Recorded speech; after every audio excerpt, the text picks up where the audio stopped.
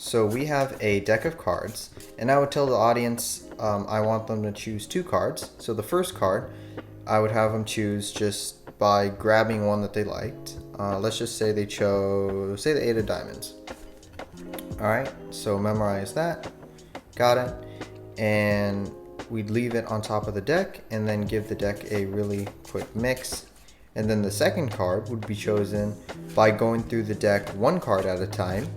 And they'd say stop, say here, literally anywhere. And let's just say it was the 10 of diamonds, right? So after that card's memorized, we leave it right about there in the middle. And then you do a quick review. You say, first off, you chose the 8 of diamonds, right? And we left that on top. And then just now you chose the 10 of diamonds, or at least you stopped at it, and we got it here, right?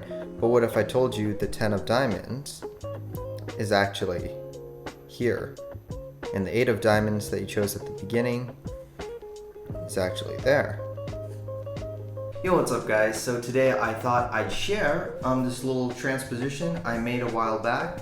It's pretty simple, it's really straightforward, it's really clean. I created it mainly because most of the transpositions I saw from one card changing locations with another card always involved something that seemed a little bit sketchy, even to perform. There was always some unnatural movement and something like that. While this one isn't perfect, I certainly like it a lot just for its straightforwardness. So without further ado, go ahead and grab a deck of cards and let's hop right into learning this effect. So essentially how this effect works is you have a card that's chosen, you keep it on top, you have a second card that's chosen, and then you pretty much swap the position of the cards. Now I get that's literally what a transposition trick is, but the idea is you really don't let the audience see that.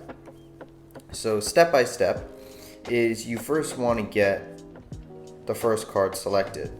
Now for this I like to do it face up. It feels a bit freer, it feels different, so it's not the classic choose a card or something boring like that. Or you could even have them name a card and you just cull it or do whatever you want and then show it to them. So really anything goes with this. So they choose the first card, you have them remember it, then you place the card on top of the deck. Now from here, it's kind of a tricky balance because you want to emphasize the fact that you placed the card on top, but at the same time you also want to make it noticeable that when you do the second card selection that the card's no longer on top. So normally what I do is say so we'll leave the card on top and we'll give the deck a quick mix, right? In which I do this overhand shuffle where I maintain position of the top card. I think this generally works well so that at the end of the trick there's a mental imprint of the card being on top of the deck, because if you don't do that at the end it really doesn't make sense. But at the same time you want to have a convincing shuffle. So I like to say, so we'll leave the card on top and then you just grab the bottom card like this, in case you're wondering how it's done, and you pull the rest of the deck up and this card is being retained. And you do your standard overhand. Alternately you could do a false cut. So alternately it looked like this. King of clubs, cut the deck, and then you keep the king of clubs on top. So that would work too. So anything you really want, you can experiment, but those two are my favorites. So once you've done that, the second selection is really just a control. So the first card goes down and you gain a pinky break beneath it. Pinky break. I'm sorry, I can't talk today for some reason. All right, so you get a pinky break under this card. All right.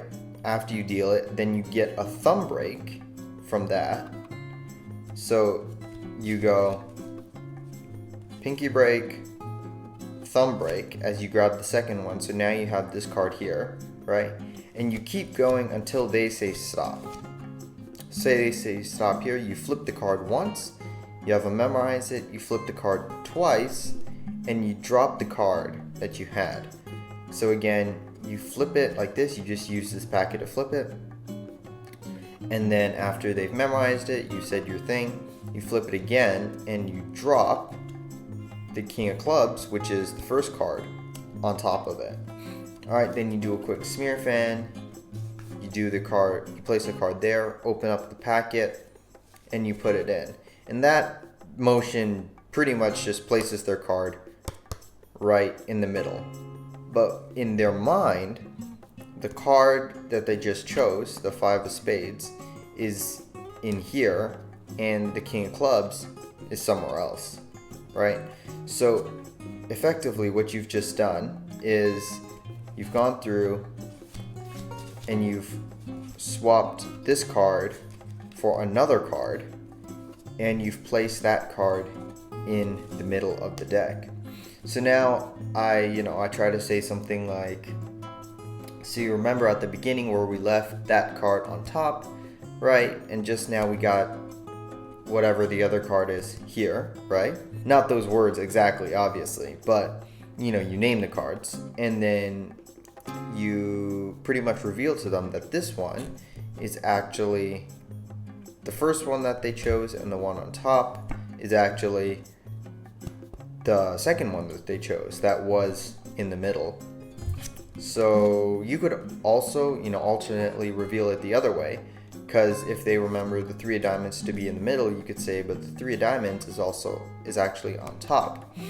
And that kind of raises the suspense, because they're like, wait, but I remember it was right there just a second ago, what's going on? Then you show, the transposition. Okay, so one more time, from this sort of angle. I'm sorry, I can't talk, by the way. I don't know what's going on, but I'm having problem enunciating. Okay, so once again, you have the deck and you have the audience grab a card. Say they choose the Queen of Diamonds. You have them hold on to that, and then you place it on top of the deck, and you make a point of it. You say, we'll take the Queen of Diamonds and we'll leave it right on top of the deck. Then you either say, we'll give the deck a quick mix-up, in which you do, and you maintain the Queen's position on top, or you say, then, we'll cut the deck. It's up to you, or do something else, but effectively you want to keep the Queen's position on top, but make it look like, you left it somewhere else. But mentally, you want them to have that little point of you saying that you left the Queen on top. Does that make any sense? Anyways, you can experiment with that, but that's kind of what you want to do. Then the second card selection, you deal down the first card and you get a break, right? So you get a thumb break, and then you keep going until they say stop. And then you show the card to them, you flip it with this packet, and after they've remembered it, you flip the packet again, dropping that card. Alright, so effectively now, most of the dirty work is done. All you need to do is place this card in your smear fan, and then place the smear fan in the middle of the deck, right? So now you have these 2 cards. And then you say, remember, quick, backtrack. The first card you selected was whatever card they selected. I'm honestly forgetting at this point, but you say that. You say, we left it on top, and of course the card you just chose is right there. And then you can show the top card first. You say, but whatever explanation, teleport, portal, swap, magic, whatever you want to say, and you show that the card that's supposed to be here is on top, right? Then naturally they think, what card's here? And you show it's the first card they chose.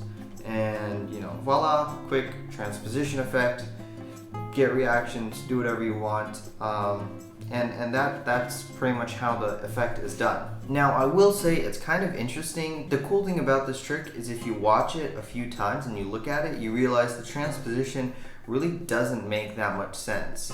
But to a spectator, when you first perform it, the mental part that they remember is you left the card on top, and that's kind of what sticks. Even though you shuffled and you do all that, if you go back and you say we left it on top, it somehow makes sense. So in effect, we've kind of sacrificed the straight card here and looking like you're leaving the cards there with a sketch move for the plot being a bit more circuitous, if you will, but being a lot cleaner and looking a lot nicer. Anyways, thank you for sticking around to the end of this video. My mind is just filled with studies, been doing a lot of math and stuff, so stuff's not really making sense right now. But I hope that tutorial was good. Hope you guys enjoyed that. Yeah, really have fun with the effect, get great reactions, and stay tuned. I'll see you guys in the next video. Peace.